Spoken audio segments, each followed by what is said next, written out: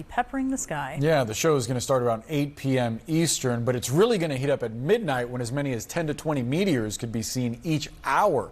Our friends in the Weather Center put together this cloud cover map for us. Looks like folks in New England and parts of the Midwest might have trouble seeing it at times. Don't fret, though, this show lasts through November as Earth passes a meteor stream in space. Hopefully none of them end up in your backyard. Thank you so much for joining us. The Arena with Casey Hunt starts right now. This is CNN Breaking News. Hi, everyone. Welcome to the Arena. Great to have you with us on this Monday. Casey Hunt is off. I'm Pamela Brown. And right now, as we come on the air, we are following major breaking developments in the criminal case against James Comey, the former FBI director, just now making some key filings of the federal indictment against him, trying to get the case thrown out. So let's get off the sidelines and go into the arena. My panel is here. But first, let's get right to CNN crime and justice correspondent Caitlin Polans with those filings. I know you're looking through them. Caitlin, we know James Comey was going to argue a few things to try and get a judge to dismiss this case. Take us through what you're seeing.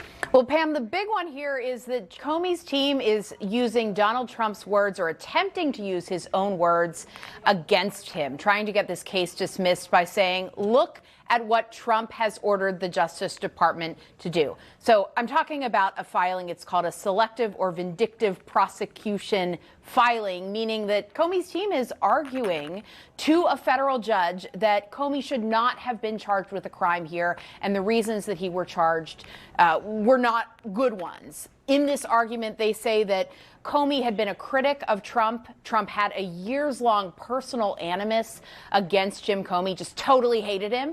And they're arguing that Donald Trump is the person that said to the Justice Department, you must prosecute Jim Comey. And if that had not happened, this case wouldn't exist. One of the things that the defense team writes here is that they say it's smoking gun evidence that Donald Trump has said on social media over and over again how much he hates Jim Comey, and that is the reason that this case should be dismissed. They even attach 60 pages of social media posts. Some are Comey's criticisms of Donald Trump in the public sphere, but those 60 pages, I paged through them. It is largely times that Donald Trump has written on the platform X, on Truth Social, and in other venues that he really doesn't like Jim Comey. So that is now going to be at issue before the judge, and the judge will have to look and see whether that's enough to dismiss this case.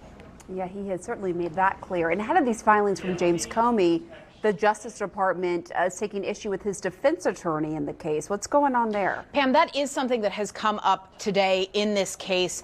This is because there are documents from back in 2017 where James Comey was talking to his lawyers whenever he was dealing with his what we called Comey memos at the time, the memos he wrote about his interactions with Donald Trump. What happened is that the Justice Department wants access to those records. They're currently being held by what's called a filter team, so a group of lawyers that keep them separate from the prosecutors because they are attorney-client communications. And to get access to them, this Justice Department, these prosecutors are going to the judge and saying, well, we think there may be a conflict of interest here. There may be an issue with one of Comey's lawyers, the lead lawyer in this case, Pat Fitzgerald, who's defending him.